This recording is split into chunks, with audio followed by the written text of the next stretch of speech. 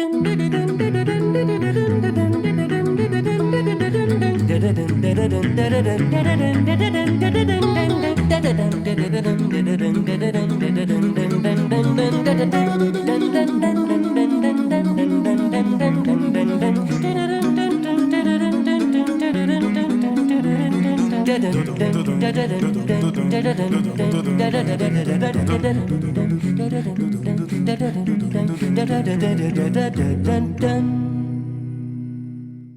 evening, ladies and gentlemen. We're so glad to welcome you as part of our community tonight. Please note that this webinar is being recorded and distributed live stream. By entering this virtual meeting room, you give your consent to be recorded and distributed by Simeon Morrow Public Speaking and Presentations and other third parties. If you prefer to not be recorded, please turn off your camera and microphone and or go to the Facebook Live video feed, the link to which I will now place in the chat room. For a better experience, please turn off your microphone and set your video to gallery view.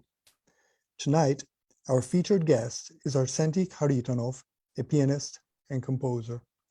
Arsentiy is joined by Julia Bushkova, professor of violin at the University of North Texas, Dr. Laszlo Marosi, former professor of conducting at the Franz Liszt Academy and the University of Central Florida, and Zsolt Nagy, emeritus professor of orchestral conducting at the Paris Conservatoire. Also joining us tonight is Dr. Lino Rivera, professor of music at St. Mary's College of California.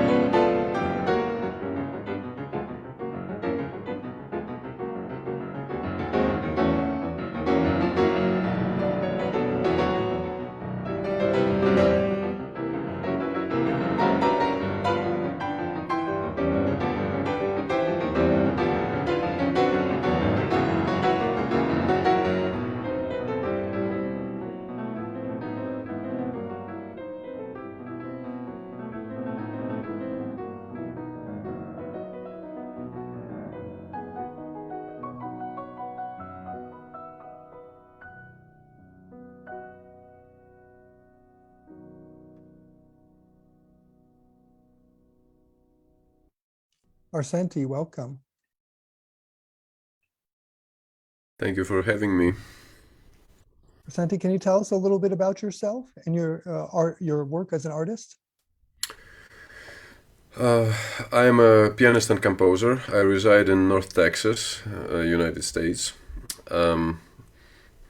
My career started quite late, when I was only 16 years of age, in Russia. I moved to the United States when I was 20 years old, and pretty much my experience being fully grown musician happened to be in the United States, in the West. So. Okay, and today you're mostly working as a pianist, as a concert pianist, and composing. Well, before this pandemic hit, yes, definitely could consider myself to be full-time pianist, concert pianist. This whole thing changed, and lately I'm actually compose more and create do my own projects rather than playing music by other composers. So 50-50. Okay.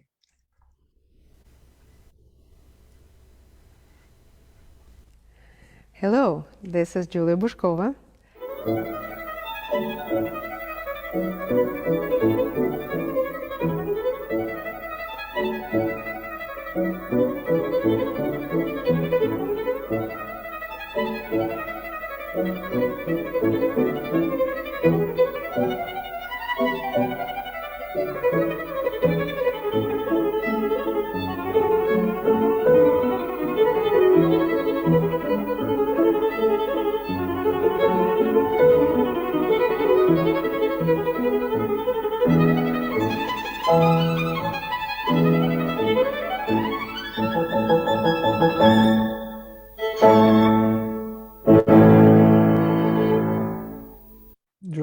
welcome. Hello. So, Julie, can you tell us a little bit about yourself? Well, as it follows from the video, I am a violinist, and I'm a violinist who teaches other people. I teach, I'm a professor at the University of North Texas. Before that, I've taught at Interlochen Arts Academy in Kemp.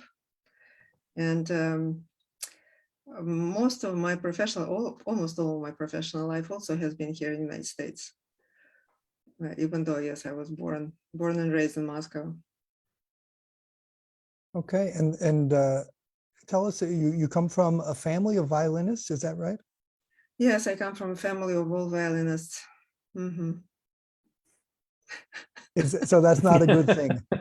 No, it's a question that I have to answer every million times anybody asks me, they ask me this. No, it's fine. Yeah, my father, my mother, both were violinists, and then my little brother, decided to do the same thing. Luckily, he is by now a conductor, so at least one got away. Okay. Less pressure.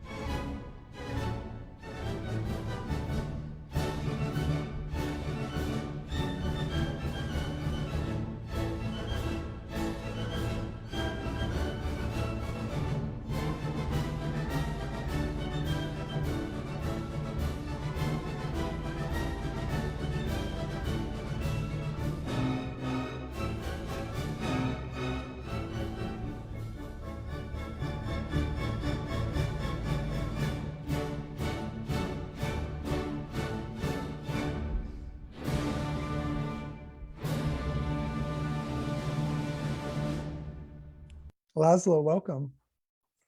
Thank you very much. I just remember that I got a phone call before this concert, one day before the concert, that the conductor who was supposed to do that got sick. Can we send you the flight ticket? You have to jump in. So I said, when? In an hour from now, be on the airport. And this is how I got to the front of that group. It just came to my mind, this story. Yeah, so I love conducting. One of my elementary schoolmates just told me, do you remember that you organized the choir from us and you already conducted us when you were 12? I said, well, I need to take pills for that already. I don't remember very well. But if you remember, maybe you have to take pills. Maybe it's not true, but who knows? So I just love it. I studied the piano since age 5, and I love it more every day. And I wish I would have more time to practice to play, because I love it. I have 2 at home, one for the weekends, one for the weekdays. Just kidding. I am a conductor who loves to conduct any kind of ensembles. It can be vocal or instrumentalist. If I know the music, doesn't matter. I can make them to sound the way how I think they should. Maybe I'm wrong, but at least I have an opinion about that. So I work with both the choruses, bands, orchestras, a mixture of those. I love the big oratorios, contemporary music from Renaissance till the music of tomorrow. I am okay. I am open for that. So if you write some new pieces, you can count on me. I will be happy to learn it. Just make sure that they will be notes also, not only pauses on the paper. But I can do that too. So I love people, I love music, and I learn every day something new. I have been conducting for 43 years, and I always learn something new. And I appreciate very much that you invited me to this show, and I hope that I will make everyone happy, leaving the room happily, saying that, oh, it's a so good show, we have to go back next Wednesday. Laszlo, and so generally speaking, you take on conducting engagements in less than an hour? This is that happened with that piece. They just said we are sending the flight ticket to Kentucky. Okay, when? Fly now. When is the rehearsal? Tomorrow morning. And after that, and what is the program? And they said Verdi and Shostakovich 5. Oh, good. Can I get a score? Because I don't remember where I had one.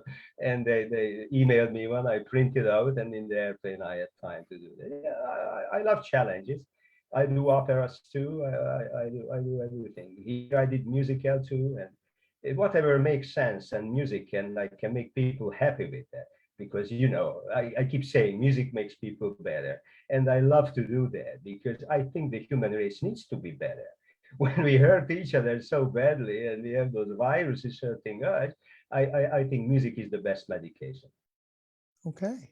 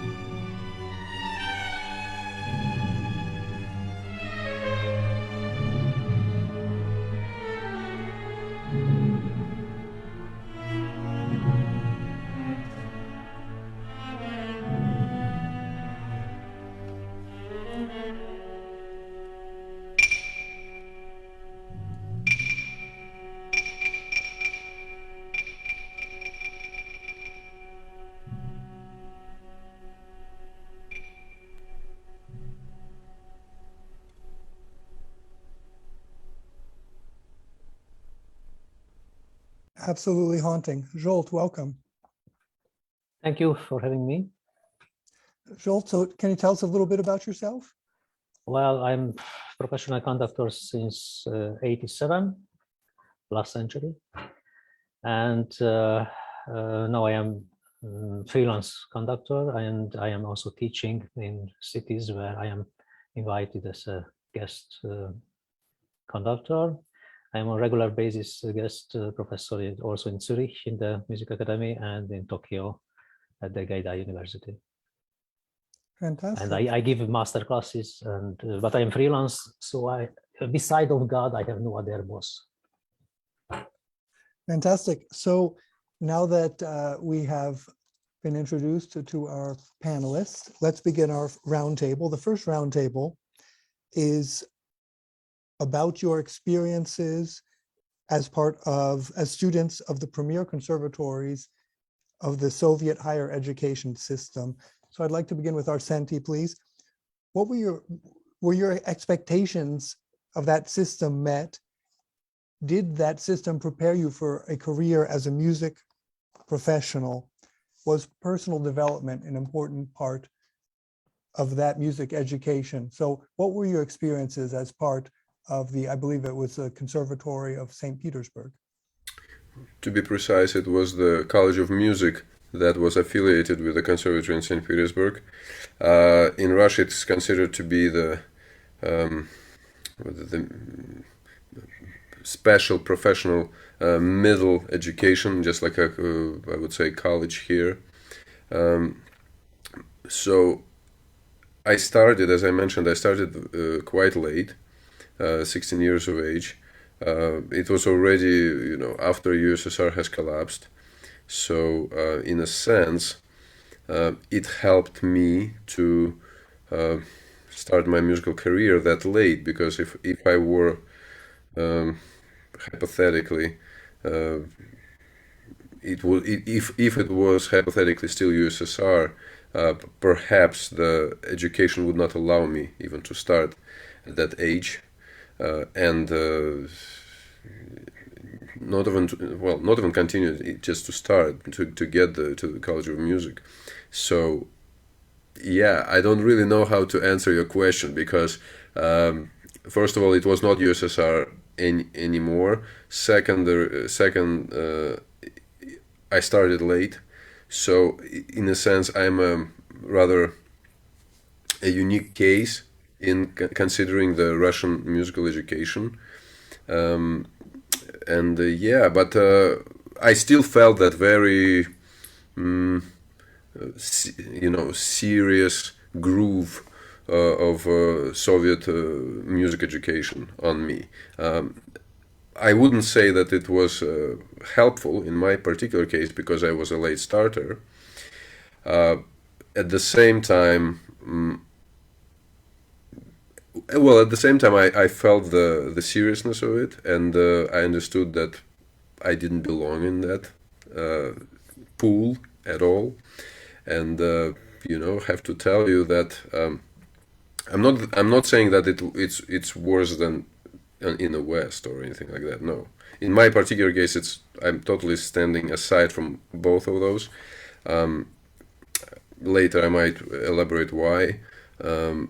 But yeah, my whole career in musical education pretty much seriously was happening in the United States already. So, Arsentiy, so you're saying that you chose to go to the music academy because it was a passion of yours. It wasn't something that was primarily a career. It was something that you really wanted. It was right. Passion. And you're saying that before, in the Soviet system, then it was only for those who were already on a career track. Is that right?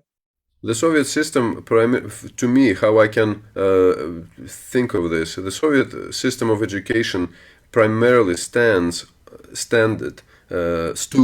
on elementary education, musical education. If you don't acquire any elementary education in Soviet Union, you're done. You are no one. So the first teacher is very important according to Soviet education school, because that's a basic, okay?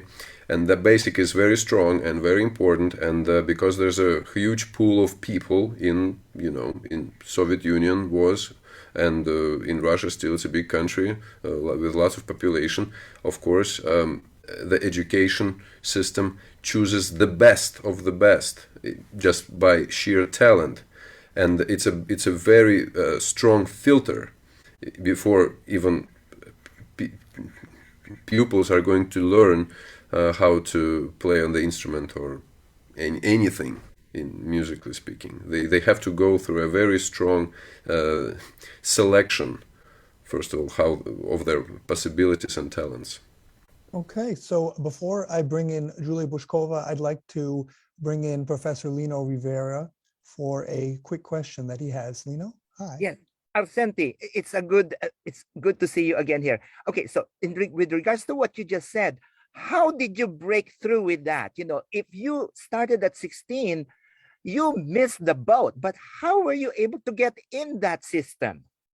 Okay, I can tell you, I did miss the boat. I did miss the boat by far.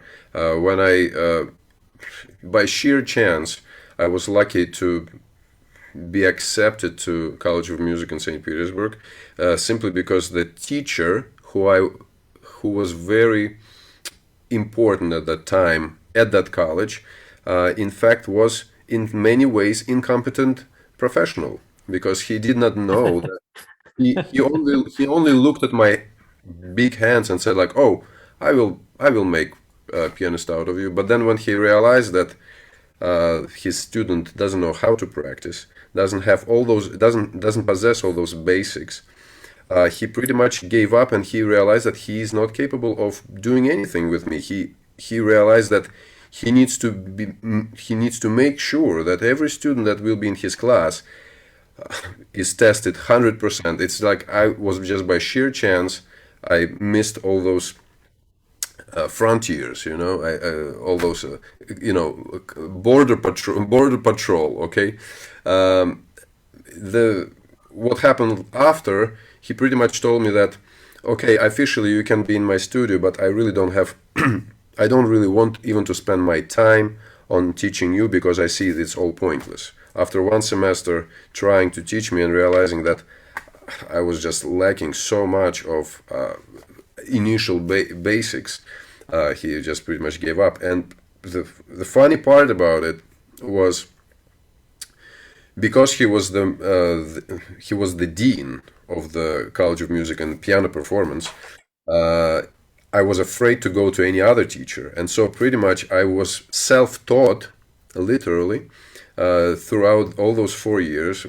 I still remember that my first exams in the first year, I pretty much was at the end of the train, as we say, like in the last compartment of the train, okay, by how I was, my inability to sight read, inability to understand any theory part, though that thing I caught up quite fast. Of course, it's much more difficult to, to get the sensation, the feel for connection to the keys. That's another thing where, and I had to watch lots of videos. I was going to the concerts. I was pretty much playing this catch-up game non-stop. We will talk later tonight about the stress the students have.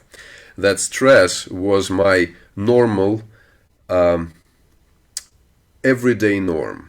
Okay, I didn't know what is it to be without stress. So in fact, it was a normal atmosphere for normal condition in my mental health. I'm sort of proud that it was a different picture when I was graduating. I was among the best in my class. So, and but I still realized that there's no way I can keep that catch game, playing catch game in Russia at the conservatory, and so that was the reason for me that I actually pretty much I changed location, I changed my country for just continuing doing what I love doing and making my career, so to speak. Okay. And Julia, moving on to you, I believe you are educated at the Tchaikovsky Conservatory in Moscow. Is that right? Tell us about your experiences.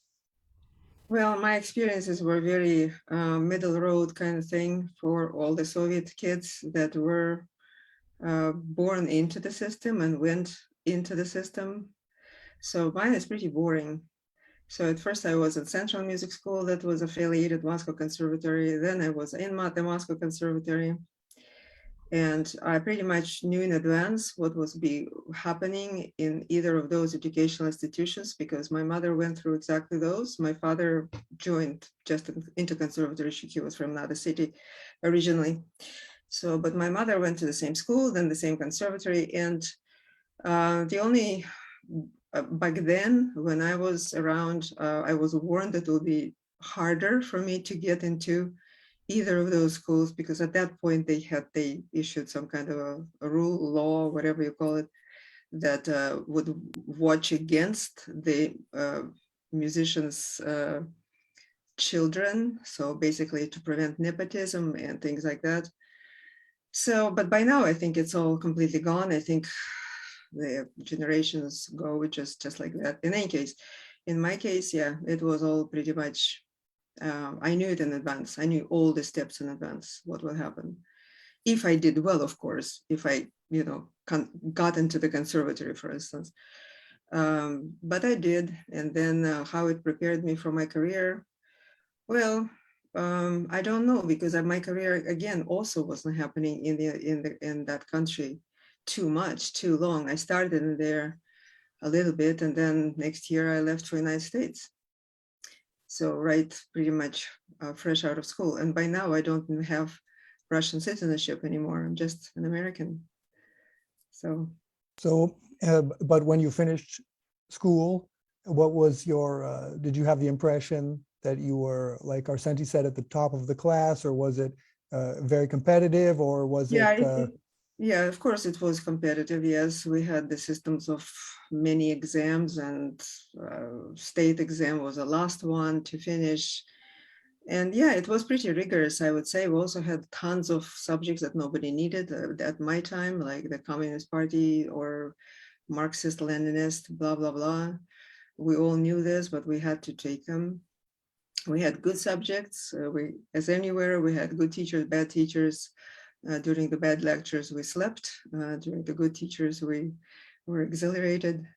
Orchestra was actually very, orchestra program at that time wasn't very good, because we were all groomed up to be soloists, which is really, really improper for knowing what the outside world would be like.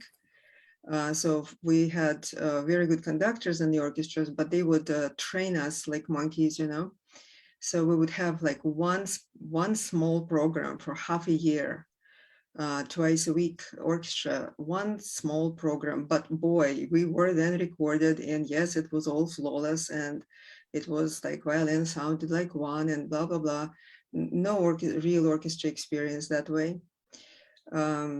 So that part was completely, nobody was prepared. And at least for me, I managed to basically go along the route that my mother kind of took, because she was performing as a soloist. She was a very big soloist. Her name was different from mine.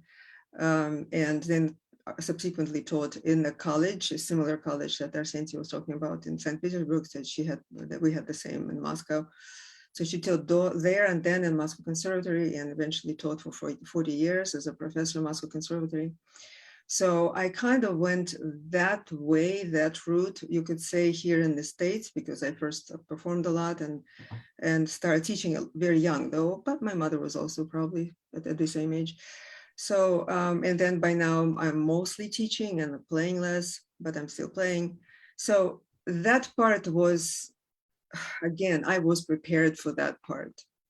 But a lot of my colleagues who didn't want to teach or did not want to go into, or couldn't go into the solo performing, and they had to go into orchestras, and they were completely unprepared to do this. So in that way, it was very one-sided. In many ways, it was very one-sided. If you happen to fit the side, great. But if you didn't, too bad. Okay. Laszlo, can you tell us about your experiences at the Franz Liszt Academy of Budapest? It's very different because in Hungary, and I'm sure Zsolt will agree with me, we were very lucky to have a person like Zoltán Kodály. And Kodály was an extremely influential person on a long list of reasons that still very few people aware of, or not scared to death to talk about. But what was the positive part of it, that he said music is for everyone.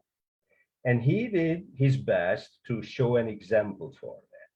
For example, how to embrace generations under his wings. He gave a wonderful example that his first wife was 40 years older than he. And when, after living 39 years together, when she died, he married to a 40 years younger woman. So she covered 80 years in marriage to show people that the age is not an issue. Knowledge is much more important. And because of his very strong influence. we built up a music education system in Hungary in the public schools, a little bit similar to like in the United States, but very different because it was vocal music education.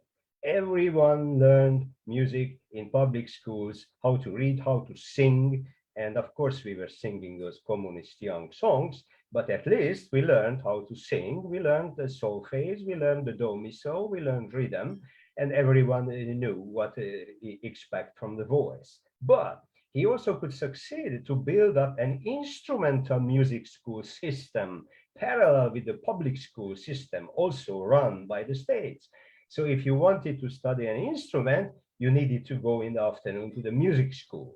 So what I see here in the States is a combination of the two. You have everything in one place in public schools. You can study instrumental music since the beginning. And you know, it has a lot of advantages because much more people, such as Kodai said, so the American Kodai societies are doing a very good job by making reality that music is for everyone. Because if you go to school, they will ask you, okay, there's the music class, go there. Which one you want, the strings, the winds, or the percussion, which one? Okay.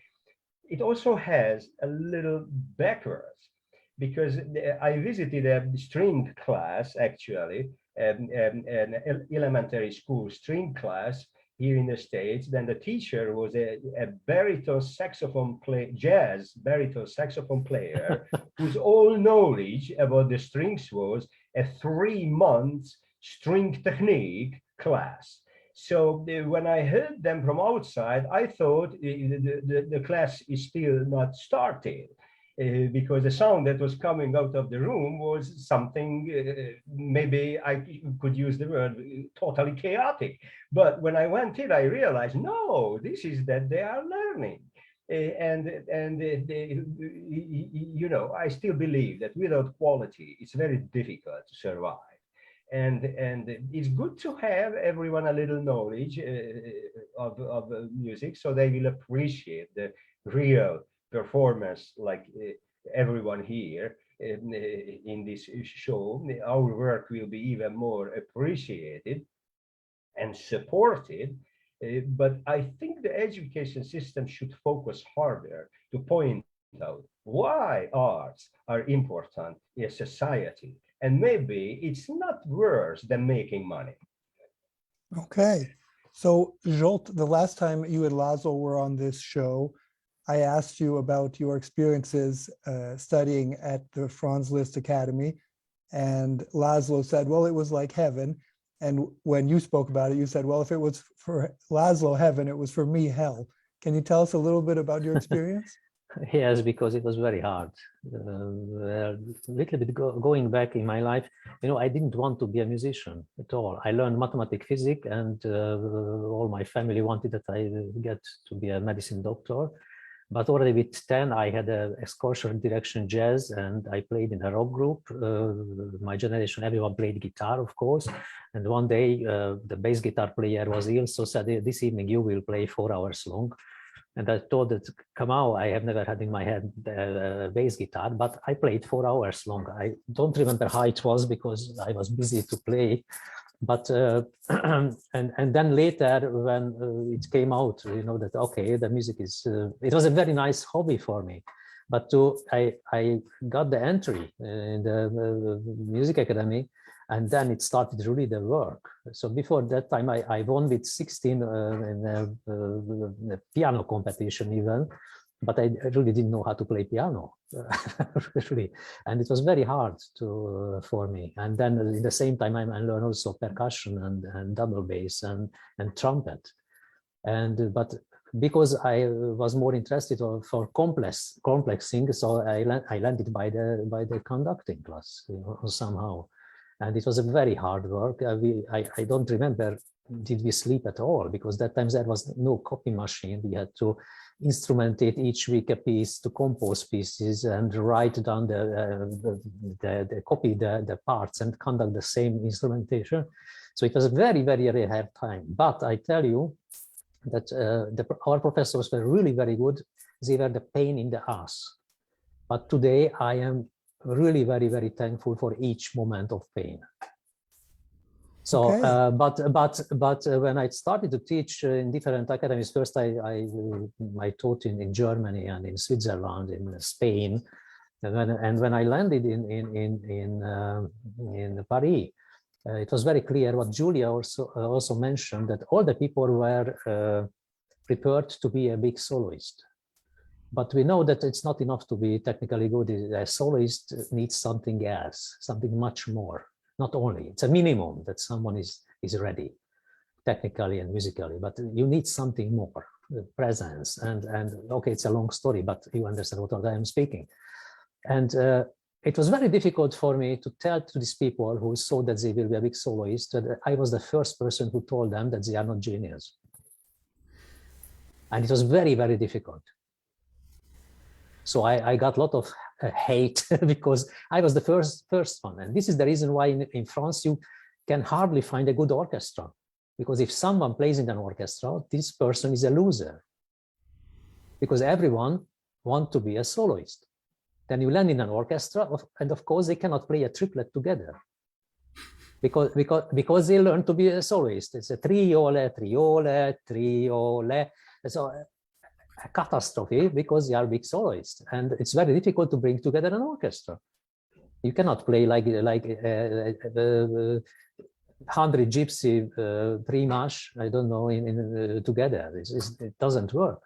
So I recognize very fast, you know, that this is different on what we went through and what people go through in a called Western system, which is not so far away, because I'm sure that in St. Petersburg and in Paris, because of Liszt, for example, Franz Liszt, I'm sure that the Russian piano school was deeply influenced by him.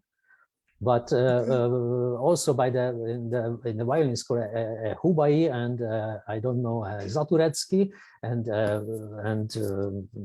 I don't know, and Oistrach, they are not so far away of each other, you know.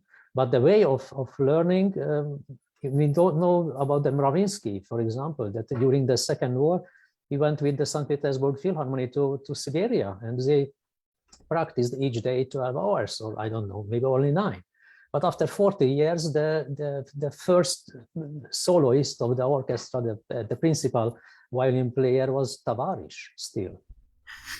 They called each other Tavarish. You know, it's a completely different word.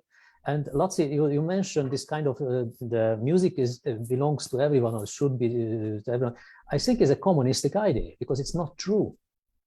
It's simply not true. It's a dream, maybe it's a wish politic, that you wish something, but it's not true. Real music belongs not to everyone, and we should face this really, really clearly.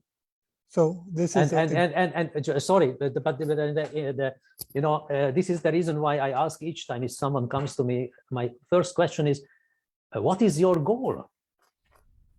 You would like to conduct in a school orchestra, or you would like to be a professional conductor, or you would like to have a nice life from this job? Because it's a completely different approach. And the problem is that in the university system, in the Western university system, it's more and more like in the USA, that everyone is in the same time together. These people should be divided from each other, because it's a different level of teaching. If someone would like to be really a professional. Okay, so I talk too much. Brings us to our second roundtable, which I'd like to begin with Arsentiy. Then speaking about the Western system. So Arsentiy, you studied in St. Petersburg, and then you said you came to the Western system. How does your experiences in the ex-Soviet system, like you said, contrast with those of the Western systems? And then let's turn to the doctoral degree. What is the purpose of a doctoral program in music performance? I know that you earned one, including Lino. 3 of you hold doctorates. Why did you pursue that degree? And would you recommend that others do so too? First, I strongly agree with Zsolt what he said about general about that education and today's education and people. In fact, why so many people were taught to be soloists in Soviet Union? Because Soviet Union used music as a show-off. It was a card to the West, look, our pianists and violinists are winning all sorts of competitions, Queen Elizabeth, etc., Van Cliburn, whatever, Tchaikovsky competition. It was also a big show-off part. That's why everyone wanted to be on stage. Everyone wanted to have spotlights above them, etc. Now, when I moved to United States, the system was different in the sense that it was sort of more free, because you could actually, you know, choose your classes, let's say some electives, and to be sort of freer, but at the same time, when Soviet Union collapsed, all those teachers flew to United States. So what's the difference? I mean, the point about it is that actually when teachers from Soviet Union in particular came to the major conservatories in the United States, they still taught their subject the way they were perhaps they were learning it. So not much difference. The problem is, though, in the United States, education in general and music education, it's a big business. And so just like this year, United States happened to raise its international debt even higher, music educators in the United States raised a plank that everyone who wants to have a job and wants to do something in music has to get a doctoral degree. Okay, that's what pretty much why doctoral degree is so popular. Why so many, forgive me for saying this, doctors of music are walking the streets. Okay, absolutely without any job. Is because American universities in general, as I say, it's a business plan. So they need more students to get more fees, to charge them more fees, to get them into getting some loans, etc. In the same time, and I have to say, I was surprised when I got to the United States. I was surprised that almost in every little village there would be a university. From one aspect, it's sort of good. It's because in Russia, where I was born, no, forget about it. We didn't have a university. But here you have all sorts of universities, and now those universities are huge. They're full of students, and they're full of incompetent professors. They're full of incompetent people that are on a tenure track. They cannot be fired anymore. So it becomes a total dead end in a sense of education, and they will be fighting till the last drop of blood to close some kind of position. Okay, and there will be a problem. That's why they still teach, however poorly they teach. The younger generation musicians cannot find jobs, and it's also what I see is the problem of education in general in Russia, here, anywhere in Europe, is that somehow there are lots of conservatories that teach music majors to be professional musicians. They say that, to teach professional musicians. In the meantime, in the public schools, the music education is horrible. It's horrible because there are more and more people that they don't even know what classical music is today. The taste is not being brought, to teach someone good taste in music. They even cancel this whole phenomenon as musical taste. They say, oh, well, whatever, you have that taste, I have that taste, whatever. And therefore, as a concert pianist, more I concertized, I realized that the general public that sits at my concerts, they have gray hair, white hair people. It's people 50 and older.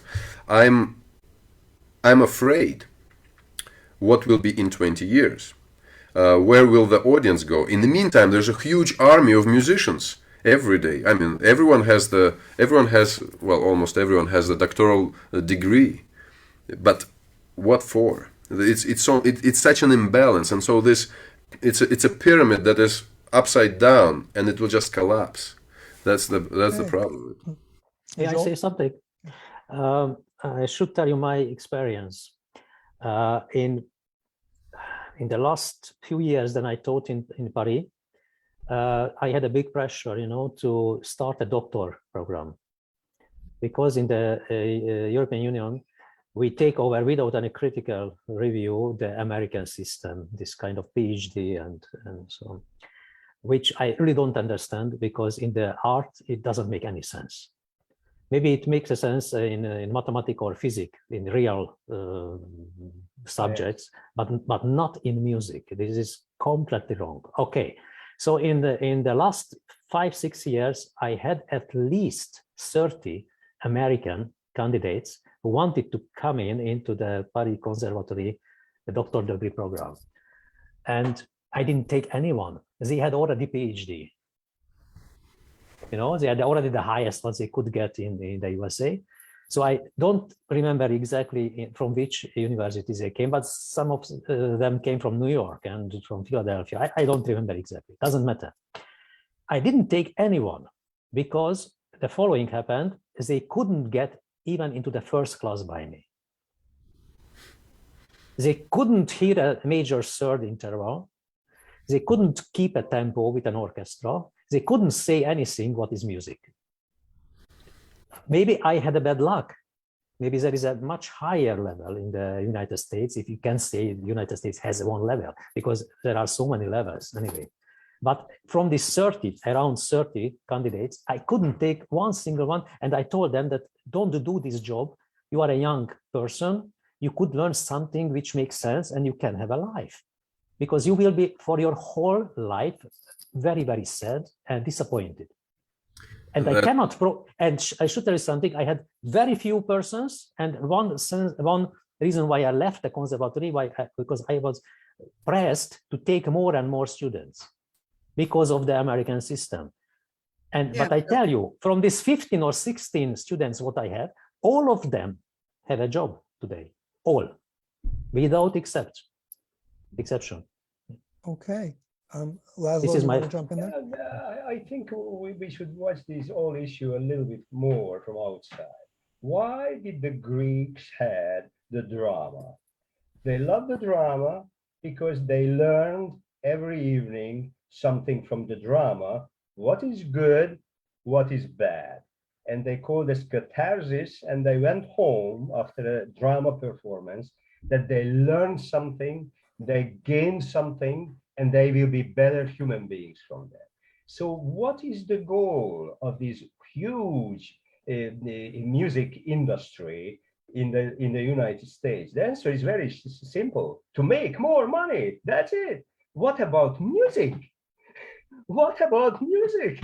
And nobody is brave enough to ask the question.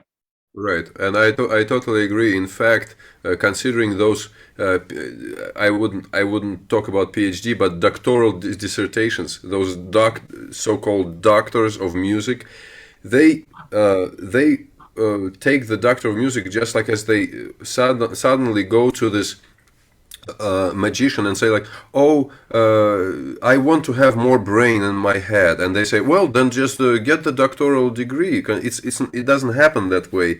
90% of all doctorates that are there, it's a fake degree, because they don't know this. Let's say some violinist that is doing some doctoral degree on some composer that they heard first time, they don't know how many violin piano sonatas Beethoven wrote or composed. It's worse than that. You are too good. You are too good. Let me give you an example. You are too good. I was on a rehearsal when there was a conductor front of his own group with a DMA in conducting on his resume and in his pocket.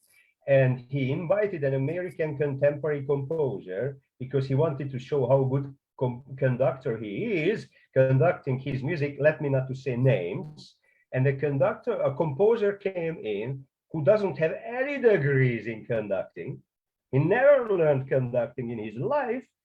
And after when he saw the DMA conductor conducting his music, he stopped him and gave him a conducting lesson about the basics of conducting in front of his orchestra.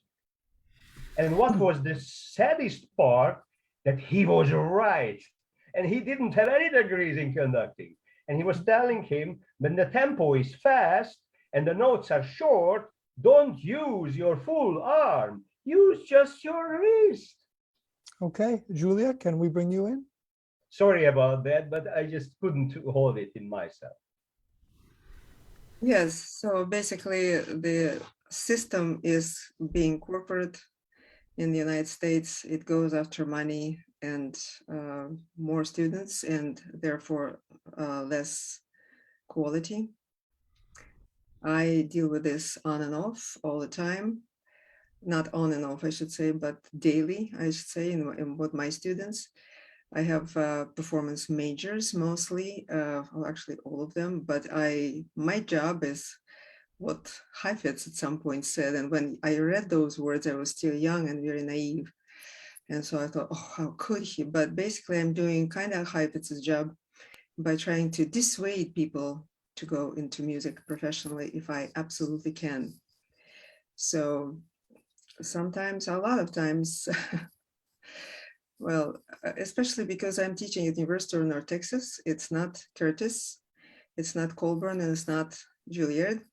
So maybe in those places, we should dissuade less because the quality of students probably, we hope, is higher altogether. And in my case, we get people of very, very, very different abilities and capabilities and talents. And so, yes, when I have students who can make it in the outside world, whether they will be in good orchestras, like many of my students are, or even soloists, like some of them are, then sure, I'll teach them that way. I would ask them what they want and we'll go pursue that goal. But by and large, it's just people who absolutely have no else to go, so to speak. They do music either because they love it, and hopefully those people, I mean, I don't know about these doctoral people. I hope at that point that they will be, when they're older, that they will be those gray-haired individuals in the audience. Maybe that's what the doctoral degree would be like. But unfortunately, most of our doctoral degree students don't like to go to the concerts. And that's Julia, the most interesting thing of all, that I have to actually stand there with a broom and shove them off to the concert. And Julia, do you know any musicians from an orchestra who still listening to music? Yes, I do actually. I do. Okay, know. but it's very rare. Yes, it's rare. I mean, but those few of mine that are in a very good orchestras actually happen to like music and listen to it. Yeah. Yes. Julia, to be clear, you are, I believe, are considered to be one of the most successful violin teachers around.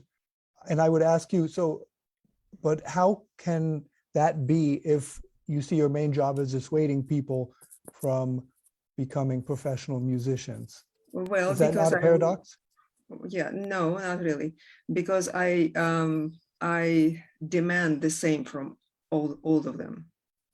And so when you demand them utmost, and those who cannot make it don't make it, then they have to face it. Exactly. Meanwhile, I'm not doing it in an exactly Russian school way either, because I didn't like the Soviet, so to speak, Soviet method of teaching one-on-one, which was very harsh and unindividual, I would say. I believe that psychology is very important. I believe a reading person is very important. And knowing how their makeup works is very important, especially for one-on-one lessons. And therefore, I can use that in my approach with them. Yeah. Fantastic. So moving on quickly to our final roundtable. The article by Sylvia Matthews Burwell in Foreign Affairs in 2018, Generation Stress, the Mental Health Crisis on Campus. In Generation Stress, Burwell points out that in the United States, less than half of college students feel that they are, quote unquote, flourishing in the higher education system, and that nearly as many students are suffering from quote unquote depression or anxiety. Burwell attributes this phenomenon to students' concerns about personal safety, like school shootings, and economic well-being, such as student debt and gainful employment prospects, and the novel social pressures caused by popular adoption of new communications technologies, the likes of Instagram and TikTok. Her experience is that today's students are academically well prepared for college, but that they lack the basic skills needed to manage daily life, like managing finances and doing laundry, she writes. Most significantly, she finds that students go out of their way to avoid risk because they are accustomed to gratuitous success and consider anathema anything less than unqualified praise.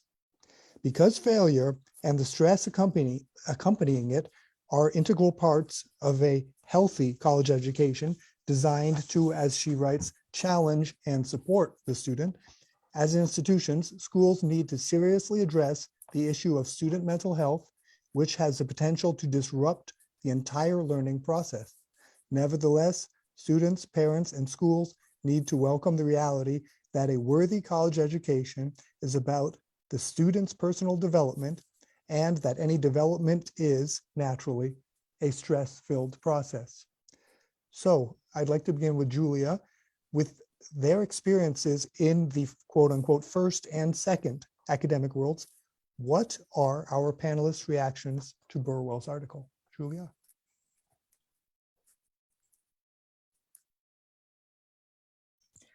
I think, first of all, that stress is a normal part of life.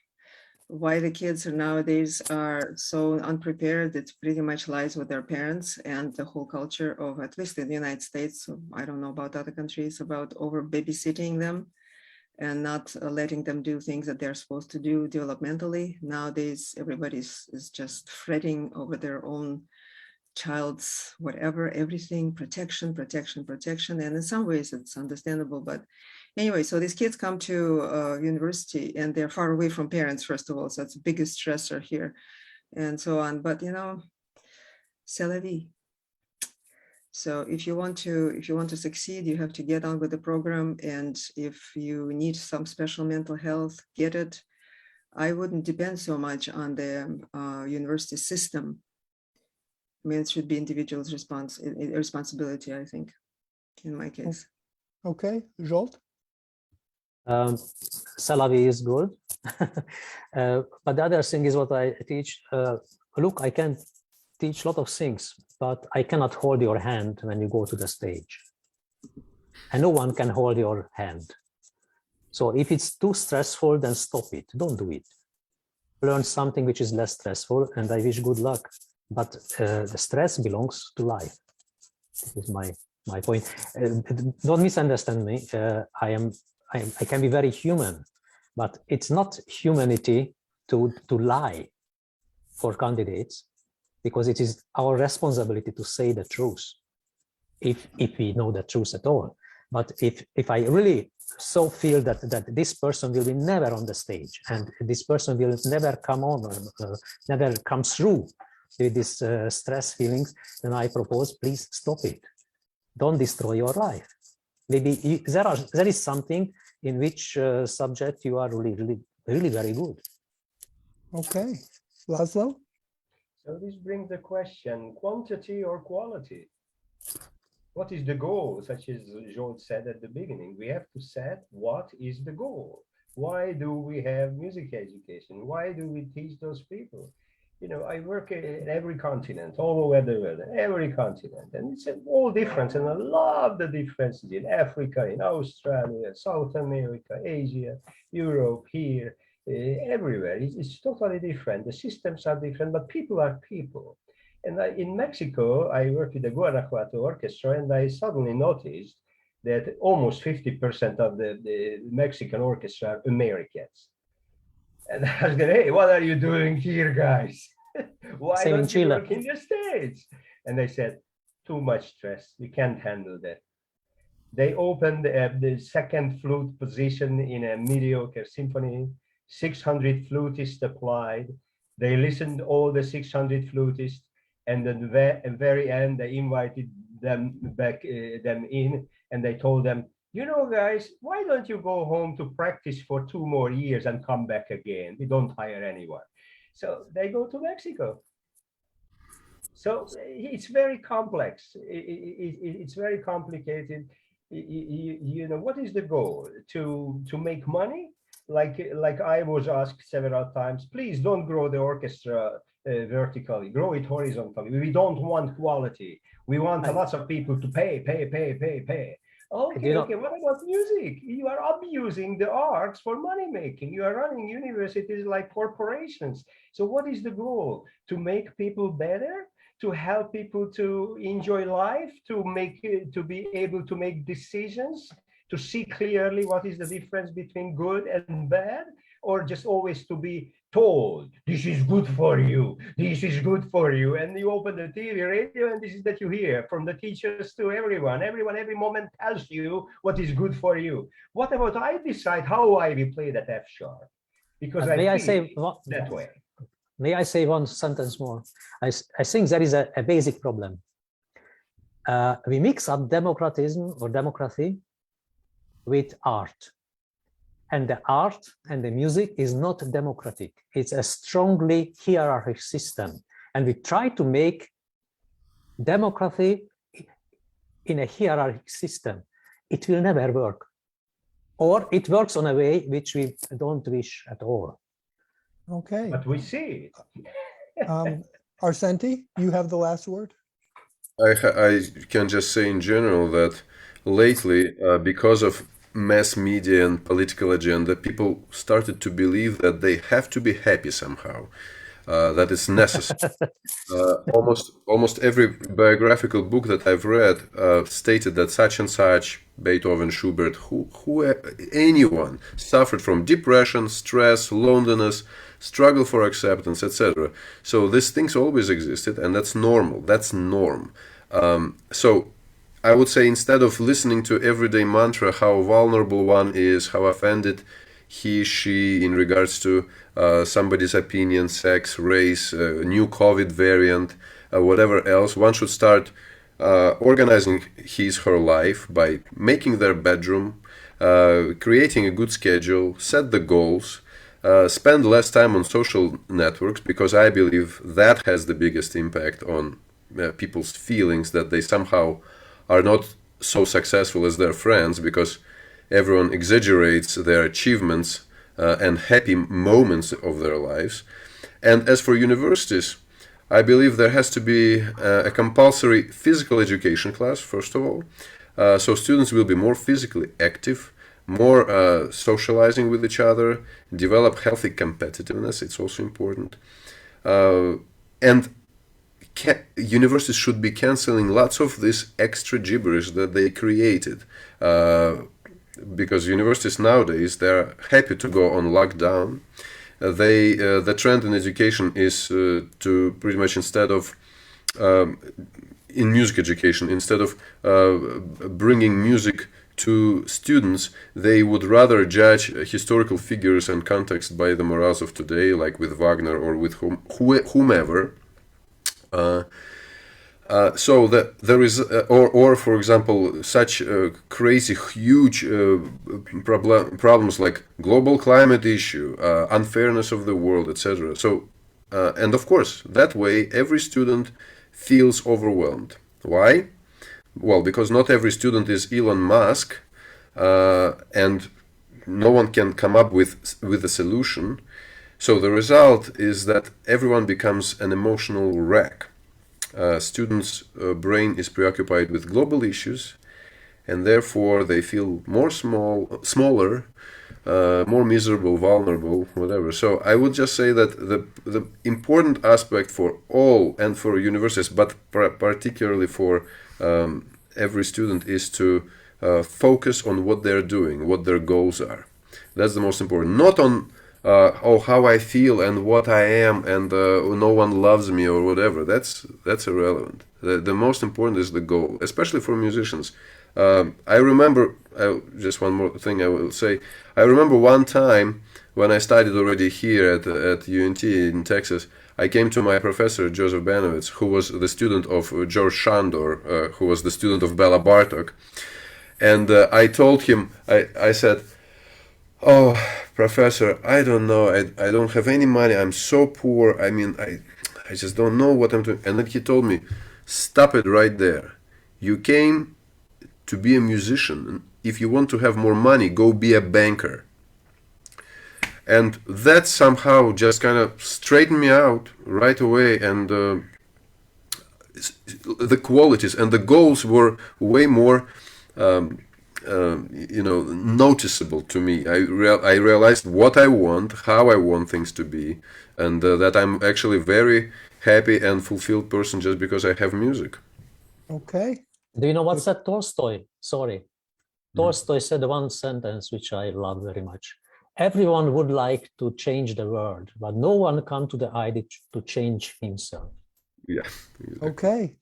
The conversation continues. Let's see how we can stay in touch with Arsentiy Kharitonov. It's arsentiy.com. People can reach out to you by clicking on Contact Arsentiy. Is that right? Yes. Wonderful. There it is. And Julia Bushkova, it's bushkova.com. Julia, our participants can reach out to you here.